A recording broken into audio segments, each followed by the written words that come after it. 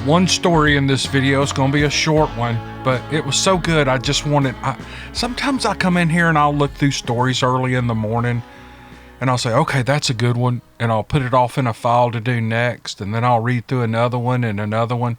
And then I try to get to work and I think, good grief, those stories are just sitting there. I've got to get them out to the people who listen because they're so good. So I'm a bit of an addict on this storytelling thing. And believe me, I do this channel because I absolutely love these stories. And I really hope you guys are still enjoying it because it is a thrill for me. It's one of the highlights of my whole life now. And I love doing it. Okay. All right. Enough of that. This email is from Matt. And here's what he writes. You're going to love this. My name is Matt, and this is not my story. I've never seen a Sasquatch, and I have mixed emotions about whether or not I would ever want to. This particular story comes from my Uncle Luke, who has been dead for 20 years. He was my favorite uncle. He was a no-nonsense kind of a guy who didn't believe in anything supernatural or creepy. He'd even get irritated when one of us kids would mention something like that, telling us if you haven't seen it with your own eyes, it does not exist. When I was a teenager, one day he told me he wasn't feeling well and wanted to tell me something. And I thought, oh no, here comes the birds and the bees talk. But I never dreamt he was going to tell me something that would blow my mind and actually scare the crap out of me. Uncle Luke was some kind of an engineer for the Navy. He traveled quite a bit for his job, and the story he told me was about one of those trips. One he said he would never forget. He was the kind of guy who never used road maps. He had a natural instinct for direction, so he rarely got lost. But once while traveling through Georgia in a driving rain, he made a wrong turn on a clay road. The wet clay was as slick as ice, and he was struggling to keep from sliding into the ditches. Worse yet, the rain was coming down so hard he could barely see past the hood of his truck. He was looking for a place to turn around, but the road was so narrow there was nowhere to do so. He had no choice but to keep going forward. He drove another half a mile until he came across a tree lying across the road. There was no way around it. He sat there and weighed his options. Could he get the chain from the back of his truck and try to pull the tree out of the way? He doubted he'd be able to get any traction in the slick, wet clay. He also considered backing all the way down the road, but he could barely see moving forward in his headlights. Moving backwards with only taillights would be even worse.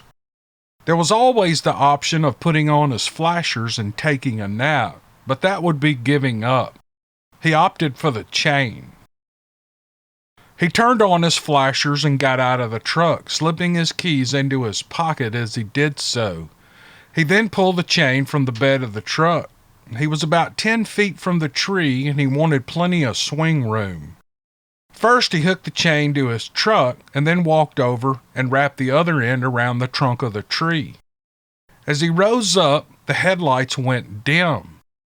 He looked up to see what had happened, and he felt his heart nearly seize in his chest. Standing in front of the truck, between him and the truck, was a creature that was every inch of 8 feet, with wide shoulders and reddish-brown wet fur. It just stood there. With the lights at its back and in my uncle's face, he couldn't make out its face, but he felt like it was staring at him. It grunted a couple of times, but it never moved. All my uncle knew was that it was between him and the truck. He didn't know what to do, but he couldn't keep standing there in the pouring rain having a staring contest with something he didn't even believe in. Finally, he put his head down and slowly walked past the creature back to the truck. As he got in, he reached in his pocket for his keys, but they weren't there. He grabbed the ignition, but they weren't there either. He looked out through the windshield to where the creature had now turned and was looking back at him. Beyond the creature, glistening in the rain and reflecting from the beam of the headlights, lying in the mud by the tree were his keys. His heart sank. Fear wasn't a familiar feeling for this man. It wasn't his nature to be afraid, but at this moment, He was terrified. With a deep breath, he opened the door and slid back out the truck, never taking his eyes off the creature, who was likewise not taking its eyes off of him. He walked past it, picked up the keys, and turned back around. He immediately realized the creature had moved over in front of the truck door. It let out a couple of huffs, and my uncle thought for sure that he was on the dinner menu.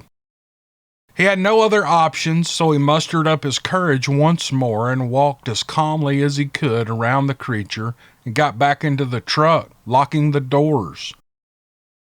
He looked up as he started the engine and was momentarily relieved to see the creature wasn't there.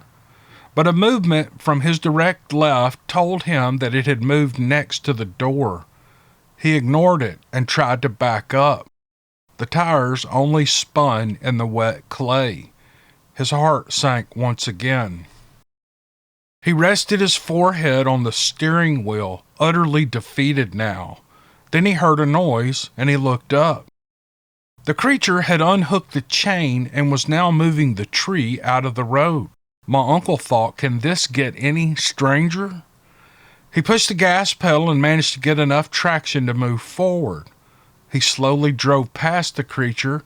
He rolled his window down and said, "Thank you." The creature grunted. He drove away with the chain still attached to the bumper. He never told another living soul what happened to him that night until he told me. He also never drove again at night. He passed away a few weeks after that, so I never got a chance to ask him where he was exactly. I guess the moral of the story is no matter how much you think you know, it might not be enough. Thank you for letting me tell my uncle's story. Matt, whoo, man, that's an awesome story. I mean, that's an awesome secondhand story. You know, I guess it's just proof that these things are not always violent. They're not always, after to eat somebody. And in this story, your uncle's a no-nonsense guy. He's probably not prone to making up stuff. And he tells you this story before he dies. And this thing actually is helping him like another man would help another man. I mean, it's just amazing. And I suppose that stuff could happen. I don't know what to think of Bigfoot. I really don't know what to think because we get so many different types of stories. But I'll tell you this, most of them are actually stories where there's no threat, no aggression, nothing. They're just sightings and, different things like that. And every once in a while we get one of these where the Bigfoot actually helps the people or plays with their dog or ushers them out of the woods or something nice. They do something nice. So I thought this was a great story. Just a one story video. Hope you guys enjoyed it. We'll see you on the next one. Thank you.